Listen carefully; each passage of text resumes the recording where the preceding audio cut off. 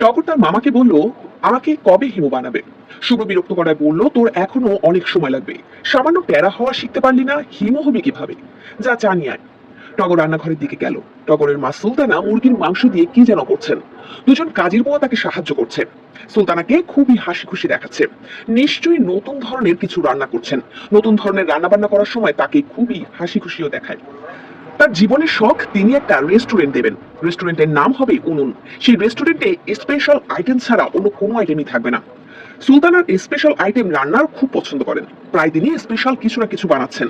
বেশিরভাগ সময় জিনিসটা হয় অদ্ভুত এবং খেতে হয় বিস্বাদ।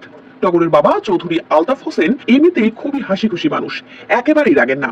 শুধু সুলতানা নতুন কিছু রান্না করছেন শুনলে চট করে রেগে যান। অবশ্যই খাবে। স্বামী স্ত্রীর মধ্যে ঝগড়া যা হয়, রান্না বান্না নিয়ে হয়। যেমন টগরের বাবা কোনো একটা খাবার মুখে দিয়ে গম্ভীর গলায় বলবেন, এটা কি? আমি এই বস্তুটার নাম এসেছি। সুলতানা তখন হাসি মুখে বললেন, খাবে চা দাও।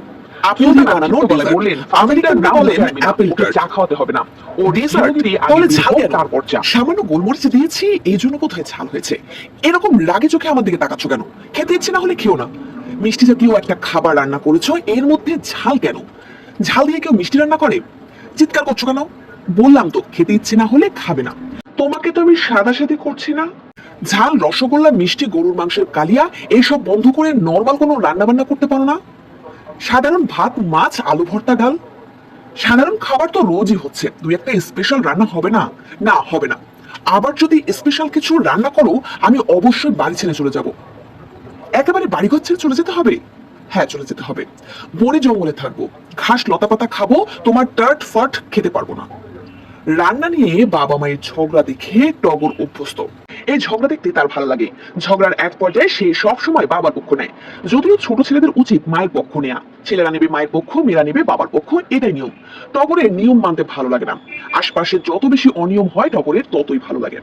রান্নাঘরে মায়ের আনন্দিত মুখ দেখে টগরের মনটা খারাপ হয়ে গেল। বাড়িতে এত বড় বিচার সভা বসবে, অথচ কারোর কোনো মাথা ব্যথাই নেই। মা কেমন হাসাহাসি করতে করতে মুরগির মাংস ছানাছানি করছেন। নিশ্চয়ই ভয়ঙ্কর কিছু বানাচ্ছেন। সুলতানা টগরের দিকে তাকিয়ে বললেন, রান্নাঘরে ঘুরঘুর করিস না তো। ছেলেপুলেকে রান্নাঘরে ঘুরঘুর করতে দেখলে আমার খুবই বিরক্ত লাগে। ঘন্টাখানেক পরে আয়, মুরগির মাংসের মিষ্টি কাবাব খাইয়ে দেবো। নতুন রেসিপি, কাশ্মীরে এইভাবেই মুরগির মাংস রান্না করা হয়। টগর বলল, আমি মিষ্টি কাবাব খাবো না। খাবি না কেন? অবশ্যই খাবি। রসমালাই দেখলে হামলে পড়িস, মুরগির মিষ্টি কাবাব খেতে পারবি না? বাবার স্বভাব দেখি পুরোটাই পেয়েছিস। সামনে থেকে যা, ঘুরঘুর করিস না। আমি ঘুরঘুর করছি না, কাজে এসেছি। কি কাজ? ছোট মামা চা খাবে, চা দাও। সুলতানা ক্ষিপ্ত গলায় বললেন, ফাজিলটার নাম মুখে আনবি না। ওকে চা খাওয়াতে হবে না। ওর হিমোগিরি আগে বের হোক, তারপর চা।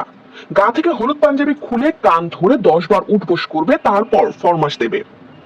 হিমু হওয়া তো দোষের কিছু না মা। দোষের না গুণের তা নিয়ে তোর সঙ্গে তর্ক করতে পারবো না। 2 আঙ্গুল ছেলে আমার সঙ্গে তর্ক করতে এসেছে, যার সামনে থেকে। হুমায়ুন আহমেদের হিমু মামা।